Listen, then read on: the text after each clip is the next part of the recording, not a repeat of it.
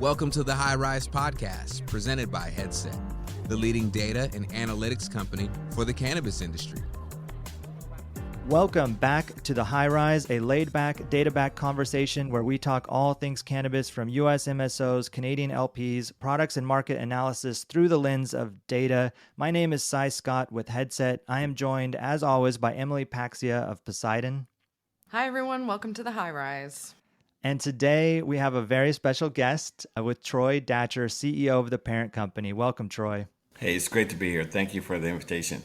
Well, thanks so much for joining us. I know we've had an opportunity in the past to chat with Dennis O'Malley, also of the parent company, but it's really great to have you here and just kind of get some of your story. In fact, why don't we start with your story? I think it's pretty unique in the industry. You transitioned from Clorox and you had a long career before that and jumped into cannabis. So why don't you tell our listeners a little bit about that transition and how that all came together?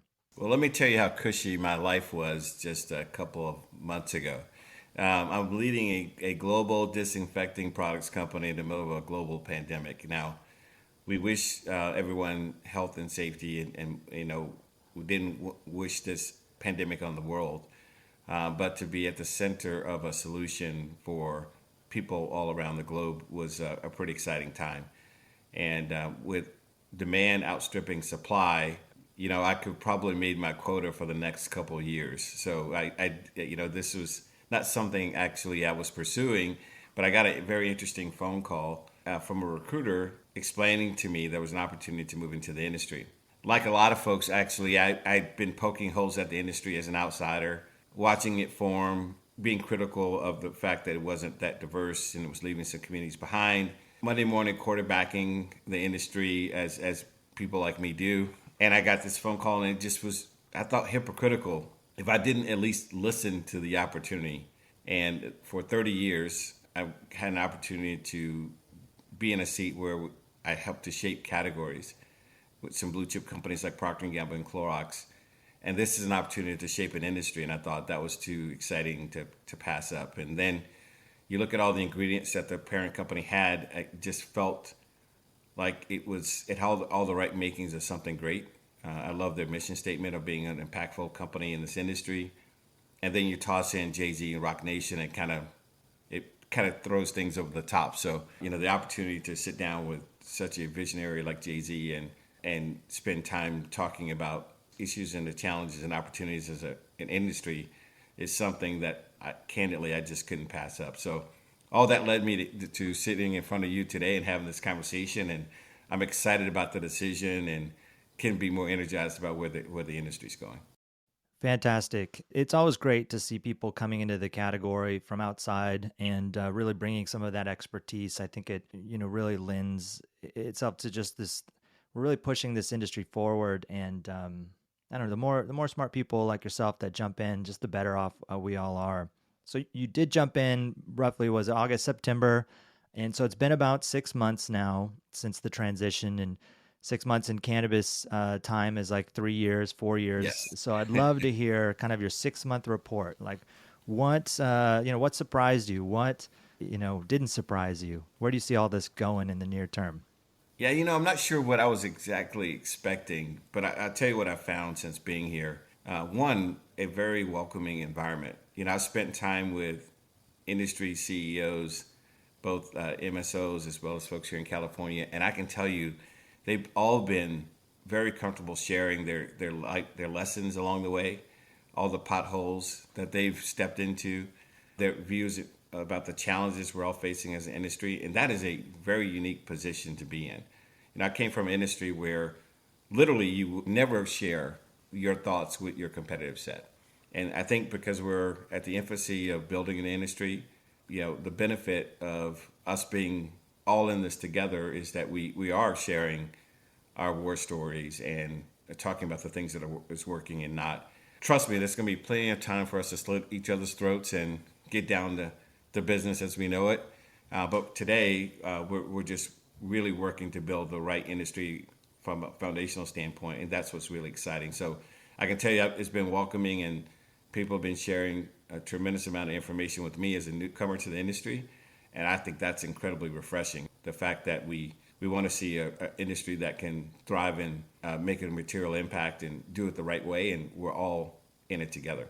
One of the things I think has been confirmed for me, and it's an opportunity, is to see more diversity in the industry. I would love to see more women and people of color in leadership positions in the industry. I think that any industry that you look at that has done a great job of bringing voices to the table, deliver a better experience for everyone it's trying to serve. And I just spent 3 decades in an industry that's trying to retrofit diversity into its business model. We can do it from the ground up. We have an opportunity to start off with diversity and inclusion at the center of what we do. And I think that's going to be a huge advantage for this industry versus others. And so I think calling attention to the opportunity that we have, creating those opportunities is important. And we can build an industry that's reflective of the people that we're serving. And that's the exciting part, but it's definitely an opportunity for us. And I think, finally, while there are some regulatory things at Clorox that actually could get in the way of growth, there's a lot of legislative and regulatory challenges in this industry.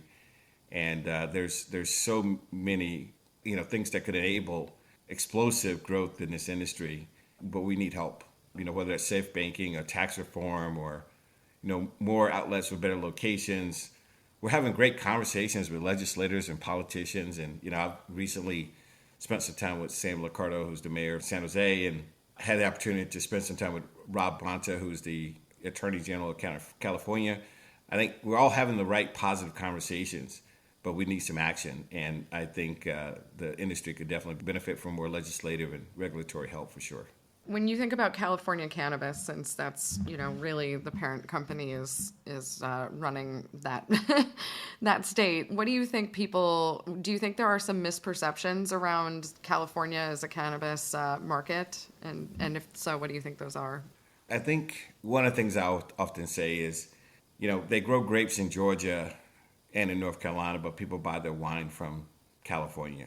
And I do believe that's going to be the same with cannabis. And I actually heard one smart philosopher, I think her name's Emily, say once before, I actually read this somewhere, where you said cannabis is like being an endurance athlete, something of that nature, right? That if you can make it, if you can win here, then everything else is downhill. Did I get that right, Emily? Yeah, I often say that California is an endurance athlete training at altitude. I love that. And I think that you're absolutely right about that. I think that's how I think about this. If you're going to have a credible cannabis business, a credible brand in this industry, you have a better shot at being successful if you have made it in California. I do think that it is the toughest market. It is highly competitive, not only the fact that we have 1,000+ brands in California, but also we've got a thriving illicit market that has a lot of credibility with connoisseurs in this space. And so it's a really tough competitive landscape here. But if you can make it here, I think you're going to be just fine. And that's what's exciting about California. And I think competition always breeds the best outcome. And California certainly has that in spades. And so I'm excited about that. The fact that it's going to require me to attract the best talent in the industry to be competitive.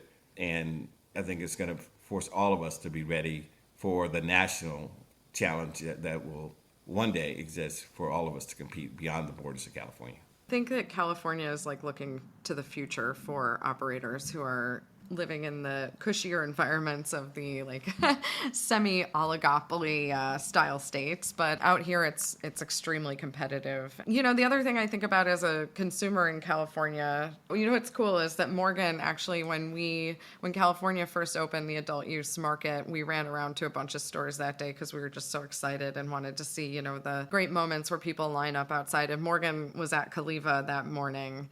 And we still have pictures from that. It was a really great experience. And Kaliva I'd love to hear your perspective when you were deciding to join, because I'm sure once you started looking at the sector, then you were introduced to the parent company, and then you had the opportunity probably to just take in the sector as a whole. But I'm curious to hear about, what were some of the defining qualities of the company that attracted you to it?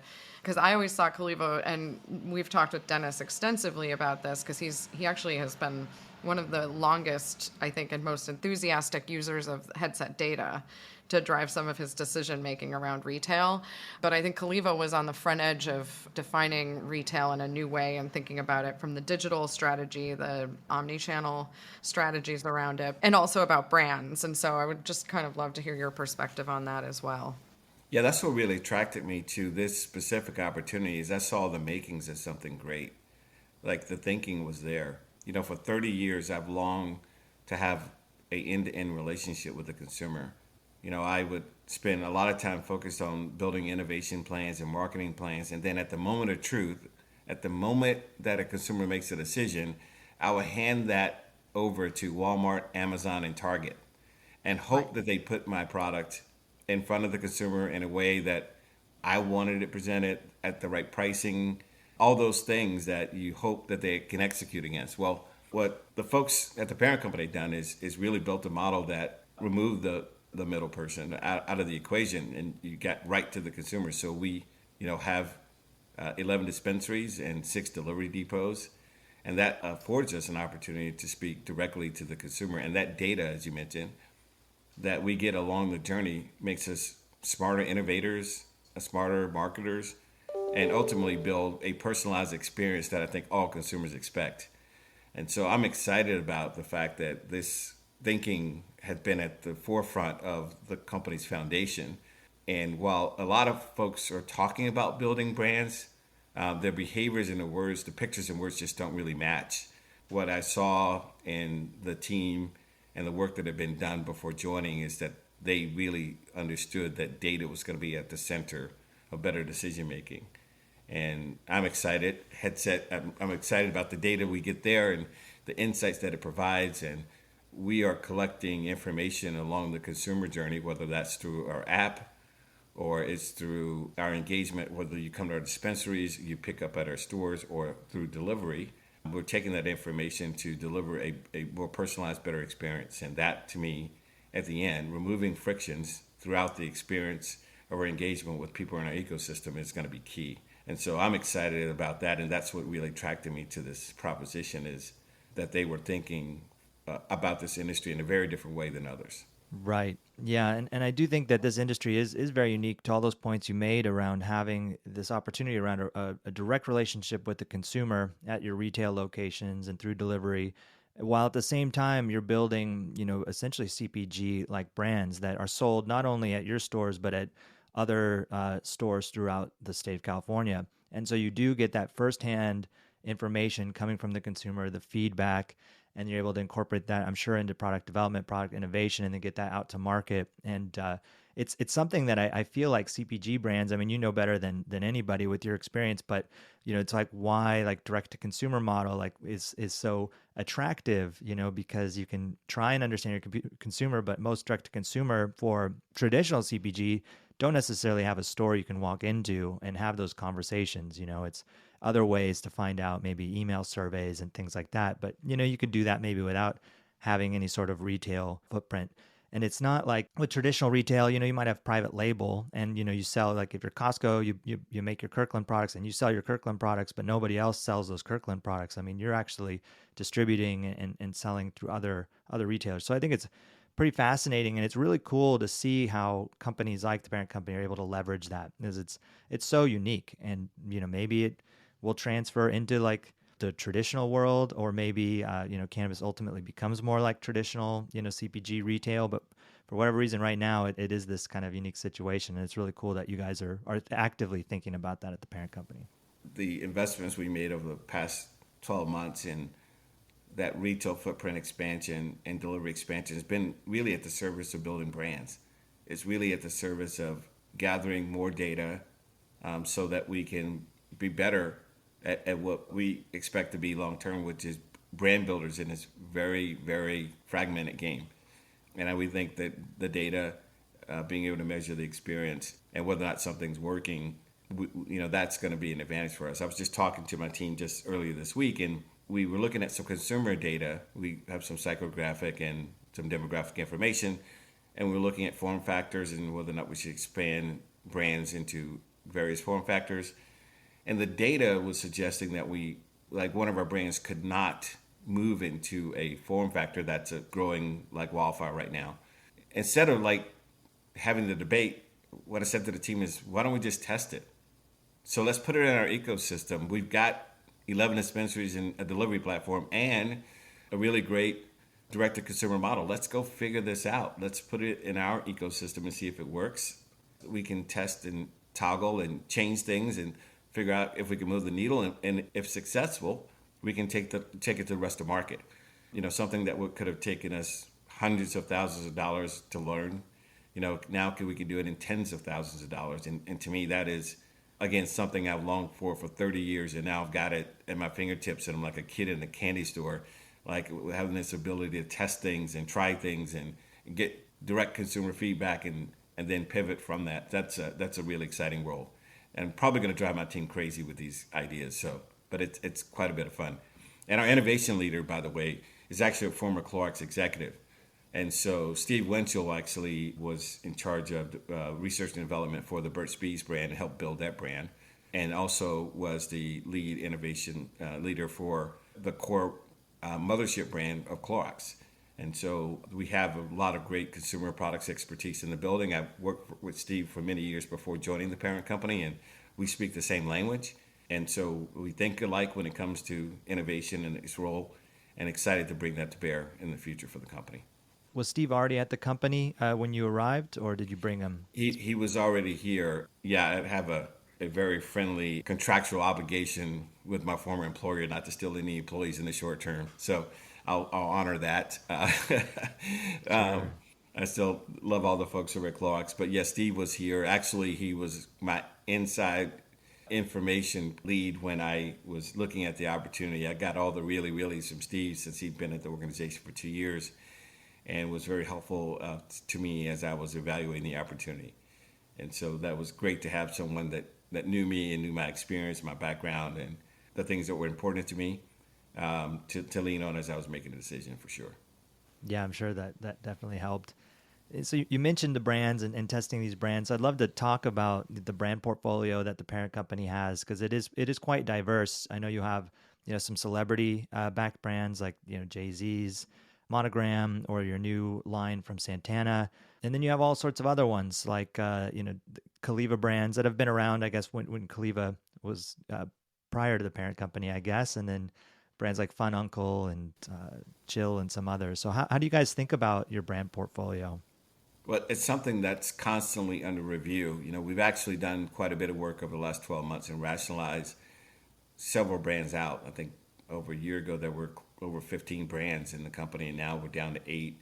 We're looking at really consumer information that guides the path forward on branding, making sure that we're looking at the strengths that we have as an organization, where are the opportunities in our portfolio, and filling in the gaps. And I won't speak too much into the strategy there yet. I don't want to give it away, but I will tell you that we see an opportunity to really round out our portfolio. We have some brands that are too close to each other in terms of who they compete for and in terms of consumer reach. And so we're going to make sure we clearly define the role of each brand and then look for partnerships or developing brands on our own, or even acquiring some brands where we have gaps. There's no shortage of interest from others who want to build brands in this space to lean on us. The one thing that happens when Jay-Z trusts you to help build a brand is others lean into that credibility. And we get a lot of inbound phone calls from a lot of people who are interested in building brands. I bet. And so we were being very choiceful in those conversations. As we think about the role of celebrity, you mentioned celebrity brands, we actually have a very different lens than I think how some others are embracing celebrity brands. These brands have to be authentically connected to the reason why they exist. It's not because a celebrity backs them. Trust me, I've gotten some interesting phone calls from some people who want to get into building brands with us. And I thought, I've never heard you ever talk about using cannabis before in your life. It's not really a part of your authentic DNA story. Like, no one has ever heard of you engaging in cannabis, and today you're interested. Those are less interesting to us. Jay-Z's commitment to inclusion, equity in this space is at the center of who Monogram is, and that will always be true. And for Santana, it's always been a part of his lifestyle and a part of how it uses the plant for health reasons and for reasons for relaxation and others. And, when spending time with this team earlier this week, it had a call that included his daughter. As we talked about the development of the brand, we're just going to stay authentic to who he is. And that's what's really appealing about what we're doing versus what I call some celebrity brands that exist today. Is I think those that aren't founded or based in authenticity and connection to a purpose will have a tough time standing out. And we want to separate ourselves from those for sure, because I think celebrity brands have a bad name, and rightfully so in some cases. Building a brand is not just putting a label or a name on something, as you very well know. And I think that for a long time in our industry in particular, people just used to run around and go, it's all about brands. Yeah. And I'm like, okay, please help me to unpack that, because there's a lot that goes into building a brand. And you hit on exactly what it is especially when you connect a human being to it. It's got to stand for something and has to represent a part of their life. And I think one of the things that's really cool about Jay-Z is the way he's been a part of a cultural phenomenon in his music and also in his relationship. And then you can look at how he's invested, and he kind of follows like the Buffett style of investing, where you invest in what you know, which, and when I think about it, it makes a ton of sense to me, because there's this amazing intersection of cannabis and entertainment and media. I mean, I always, whenever I go to a show, you can smell our industry all over it. Absolutely. And I'm like, the smell of money. Absolutely. Yeah. But, I think it's one of those things that it just really makes sense. I think it's why it resonates with people. He's an intelligent investor. He invests in what he knows, and he also lives what he invests in. And I think that's really resonant especially for someone like me, who I get very inspired by that way of being.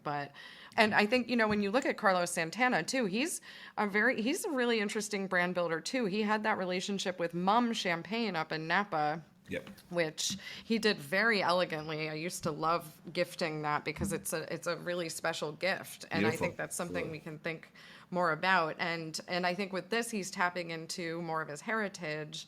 The name is Mariah, right? Which is like about being thoughtful or considerate. Is that the thinking behind it? But it ties back to the sun, and we did some psychographic information, like what we found out about the consumers, heavily Hispanic, obviously. Yes. But, their connection to the earth and to gardening and to things that are natural, like it's a very authentic place. So this sun-grown flower is at the center of that brand, and everything around it is reflective of that. And so that it's, again, starting from a place of authenticity, connection, and I think people can see right through it when there's no real connection there. What's really exciting about, Jay-Z's brand Monogram is the team that's assembled to really vet the quality of the product. I came in as a CEO, and I'm thinking efficiency, right? Like, and I meet the team, and they talked about the art of flower and how you never rush art. And we will expand the brand, not at the pace of business, but we'll expand it at the pace of quality and excellence. And that is a very different mindset than most business operators. And if you're trying to build a brand that will stand the test of time for 100 years, and you look through that lens, you'll make some very different decisions versus short-term ones. And so I try to slow down investors who are like, when are you going to get that Monogram brand all over the U.S.? Let's go. They're like, we'll do it based on the quality that Monogram consumers will expect, and we'll have that standard be first and foremost, and then we'll build from there. And that will take time, and it will take patience, and it will take the right partners. And for me, it has to stay authentic to the mission that we have for the brand long term. Yeah, I think in this industry in particular, at least in today's world, there is a lot of talk about just quality, right? Quality of cannabis. And, you don't want to race ahead too much and then, get behind on that quality, and then the reputational risk that goes with that, right? Because there's so many like core consumers, I think, in the space still that are very passionate about, especially flower-based products. You might not see that in other categories like beverage or edible, but in flower, like the look, the feel, the smell, obviously the effects, there's a lot there. And so that's a good strategy, kind of like really look at it before you race ahead and go nationwide. It's hard, right? I think you see some of these MSOs that are in multiple markets with some brands, and that consistency can be challenging, and you hear just anecdotally, the challenges with that, and then different strategies for that. You see some brands that license their name out, and so they have no real controls over production. They might be producing totally different products under the same brand that, you might not, be able to get in every market. So I think that's the right way to approach it. Certainly. You mentioned kind of psychographic and demographic kind of information that you guys have. Is there like a target consumer for the parent company, or are you guys casting a net, pretty wide, and no matter who you are, where you come from, what you're interested in, there'll be a brand for you with the parent company? Yeah, we are casting a wide net. So I think one of the challenges I've seen as a newcomer to the industry is really this concentration on focusing on kind of the core intoxicant, like the person who's looking for the highest THC levels. If you go to the alcohol industry, people don't advertise based off of percentage of alcohol content. That's not the leading reason why people make a purchase. It's the taste of the product. It's the feel of it. It's how many calories does it have? There's a whole lot of factors people look through to make a decision. And it's not like they're looking at percentage alcohol level. That's the determining factor for everything. And I think we have to be careful to make sure that we are just not catering towards one portion of the community. But if we're going to bring others to the table, we've got to broaden that point of view and perspective. And I think that's exactly what we plan to do, which is to build brands that appeal to a wider audience.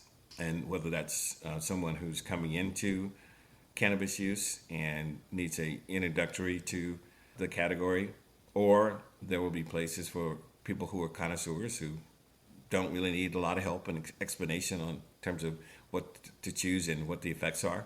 But, we're going to do a little bit of everything. And again, we're taking the information that we're gathering when we're engaged with consumers in order to help us be better at this. If you walk into a dispensary and you stand behind the counter, our bud tenders actually collect a lot of anecdotal information. Like, what are people asking for? Why are they walking through the doors? Is it sleep that they're looking for? Is it some other thing they're trying to address? And so all that data and information is helpful for us, but we will appeal to a broader spectrum of consumers and get away from just the concentration of building a brand around just subsegment of the total population. I mean, if you think about it, like Monogram's ultra premium, it appeals to 4% of all of cannabis consumers. And that's a very different place to play versus where most brands play today. So that's a very deliberate choice. And so that which means that you're not going to sell as many units per store as a mid-tier priced, mid-tier grade brand.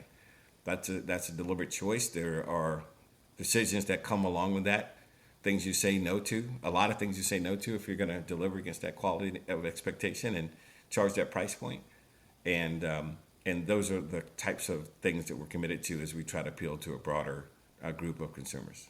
I want to transition and talk a bit about the Social Equity Ventures Fund that the parent company has. I think it's pretty unique and pretty exciting, given the industry we're in, given the challenges that, to put it kindly, that the war on drugs has had on minority communities. And so the Social Equity Ventures Fund, as far as I understand it, is a fund that I think had $10 million in initial funding, and then the plan is to use 2% of future net income to continue to fund this program.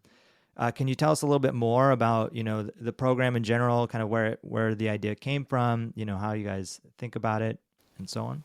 Yeah, so it was one of the reasons I was really attracted to the parent company is they made this public statement about it making impact, and that was not on just impact on the bottom line or for its shareholders, but of building an inclusive environment that invites people of color and different backgrounds to the table for this emerging industry. That was really exciting to me, and the fact that the words and the pictures matched, meaning the money had been committed and set aside, was really important. We spend a lot of time as a leadership team talking about our commitment to this work. And importantly, we want to be the shining example of how others can benefit from opening avenues like this. And so we have a couple of social equity programs in market today. One, Josephine & Billy's down in Los Angeles, which is a Black female-owned dispensary. And I encourage you, if you're in Los Angeles, to stop in and say hello to The team there, they have done a fantastic job of creating a really welcoming experience catered towards women. And it's a very, very unique experience. And they've done a fantastic job of curating great products and creating a really great environment. So I encourage folks to go by and check out Ebony and the team, Whitney and the team at Josephine and Billy's. Really, really great partner.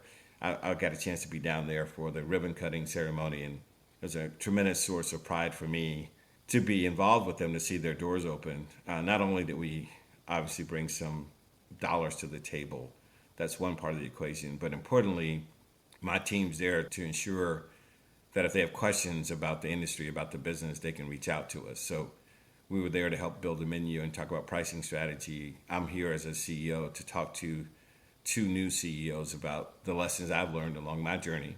And I think it's really important that for companies like ours to invest in companies like Josephine and Billy so that we can have a more equitable, diverse business long term. And then we also invested in Peaks, which is a cannabis brand in Oakland.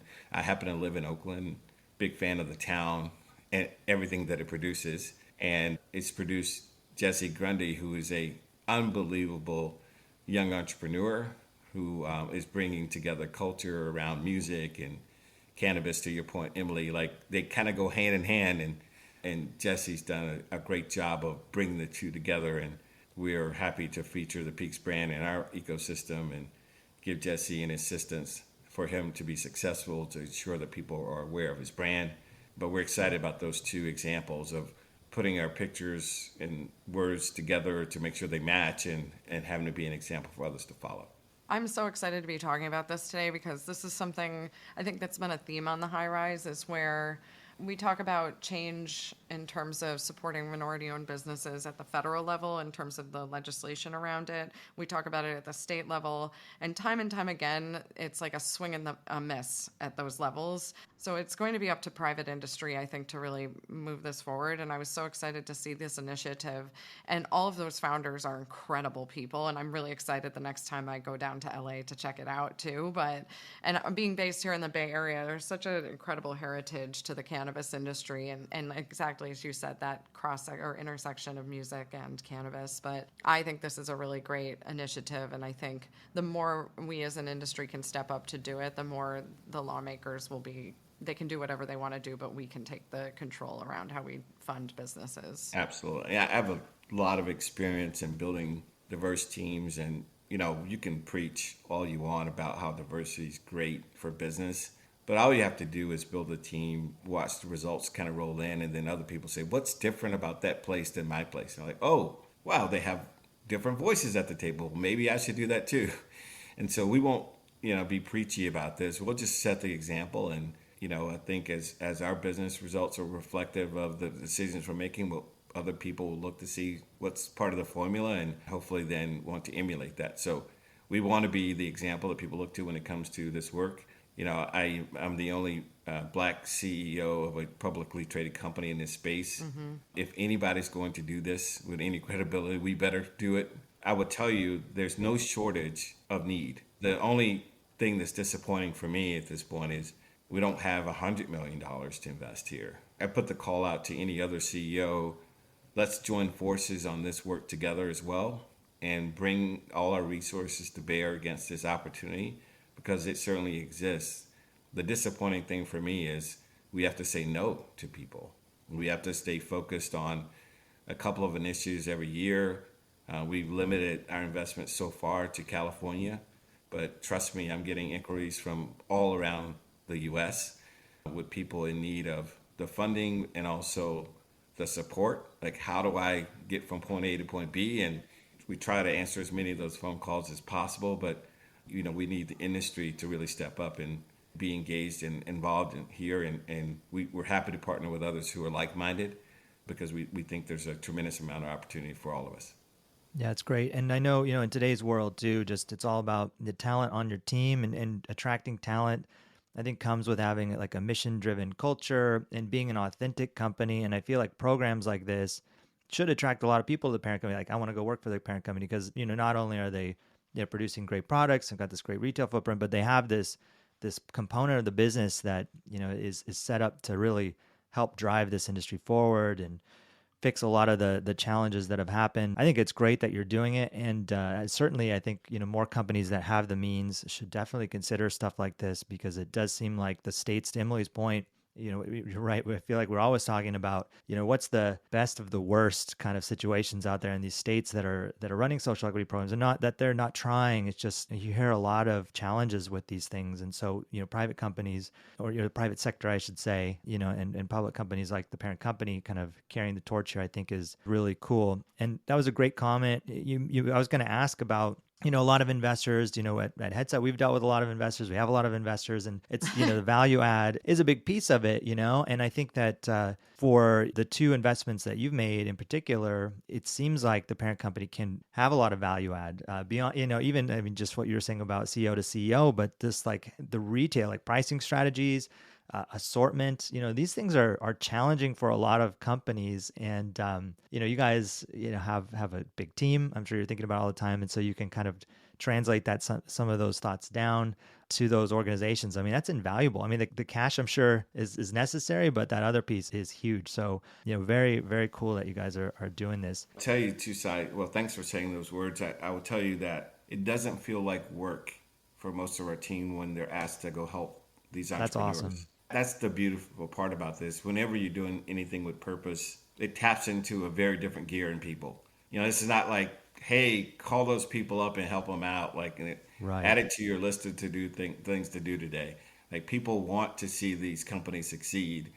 They invest their time and their energy because they feel fortunate to lend their expertise, lend a little bit of their own understanding to folks as they enter the industry. And so that's the part that's fun to watch for me, is how excited everyone is. Like when Josephine and Billy's opened, that team was really excited, but so was my team. And we had a lot of representation at that ribbon cutting because we all felt like we were part of it. And so we're excited about additional partnerships as we continue to vet those.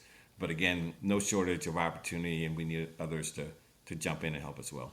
Yeah, so cool, and that's great to hear that there's a lot of deal flow that you guys. There are a lot of companies out there that fit the model that you're looking for, and so many that you have to turn some away. So that's good to know that these kinds of organizations are being started, that entrepreneurs from minority communities are coming into the space, and yeah, hopefully more capital comes around and can accelerate this whole thing. This makes me want to reach out. So I'm just thinking, I want to reach out to Sundi from Safe Harbor, because I'm sure you guys we talked about this actually the other day. Right. Going sure. public via the SPAC, and they're going to have a lot more resources available. We should talk with them about doing some lending for startup costs for some of these operators who do get the equity licenses, because that could be a really great financing source. And it's one that we were talking with Andrea Cabral about this too, from Ascend, about how that's just absent from this industry for these single location businesses that don't need a ton of startup costs, but it is CapEx intensive to get a store opened. I'm going to follow up on that. Yeah. Making things happen. I love it. It is a good idea. Okay. Well, I think it's a great place to close out the conversation. Troy, anything in the works? Anything we should be excited about? Anything you guys are gearing up to talk about soon? Well, Emily and Si, if I tell you that, I have to kill you. Is that the good thing we're doing this remote? Yeah, absolutely. Yeah. We're really excited about the future. I was just sharing with an investor this morning. I'm actually looking forward to seeing this company a year from now. Some of the things that we're working on will take some quarters in order to implement.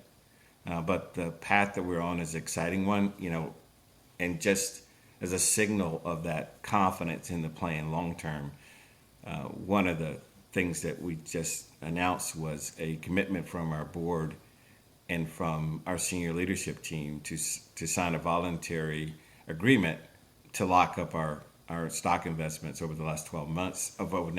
So we will not execute any stock sales from that group. It's about 35% of the company's equity that's tied up in this voluntary agreement, which should signal to folks that we have an eye towards the long term. We have a confidence that we're going to build long-term shareholder value. That's a huge win to get that group of core constituents bought into the plans we have for the future. I wish I could snap my finger and everything would happen in the next quarter. just doesn't work that way. But there will be some material changes to our thinking that we'll share more publicly in the next 30 days or so. But I'm excited about the path that we're on. The reason I'm here is because the company wanted to be more consumer focused, more consumer product centric. And otherwise they would have went out and got someone else who could do other things.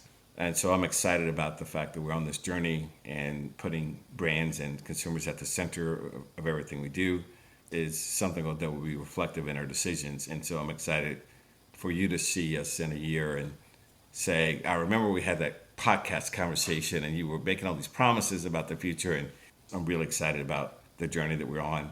I'm excited about the team that we're building, and the announcements you'll hear over the course of the year of the types of talent that we're attracting to the industry and to our teams specifically is really important.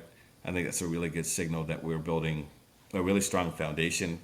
Obviously, it was a leap for me to come from a 108-year-old company to the parent company.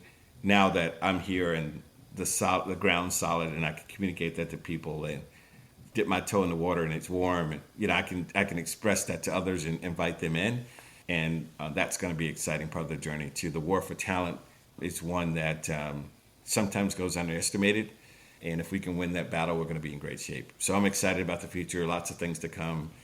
Pay attention to the people announcements. Pay attention to some of the brand announcements. You'll see we're shaping up to be a very different company than that I think most people are building in California and beyond. Very exciting stuff. Well, looking forward to seeing what comes in the year ahead. And it's always great to have the long-term view, especially for a publicly traded company. It seems like a lot of companies are on that quarterly treadmill. So just thinking long-term, I think always can pay some significant dividends. Yeah, so, the one thing we have, go in our favor is our balance sheet. It's our friend today. We'll be spending a lot of time over the course of the year working to protect that advantage. I do think if you can survive 22 in California, 23 is going to be fantastic. And so, we just want to put ourselves in a position where we're financially in a great position to take advantage of what we think will be a interesting marketplace in 23. And we'll be making strides to do exactly that. Yeah, I'm ready for that downhill sprint with the wind at our backs. Yes, absolutely. Yeah. You and me both. And I'll bring the monogram and the ace of spade. And all right. We'll have a good time with it. It's a date. Let's do it. Okay. Good. Well, thanks for joining, Troy. I thought it was a great conversation, and thanks for listening. Wow. Yeah, if you're enjoying the podcast, be sure you rate and review us in your favorite directory, and certainly subscribe. Got more great guests coming like Troy in the future here, so look forward to that. And thanks again, Troy. Hope we cross paths soon. Absolutely. Looking forward to seeing you in person. Thanks to both of you. Thank you. Thank We'll you. talk soon. Thanks for listening to the High Rise Podcast, presented by Headset. For more information on Headset, visit headset.io.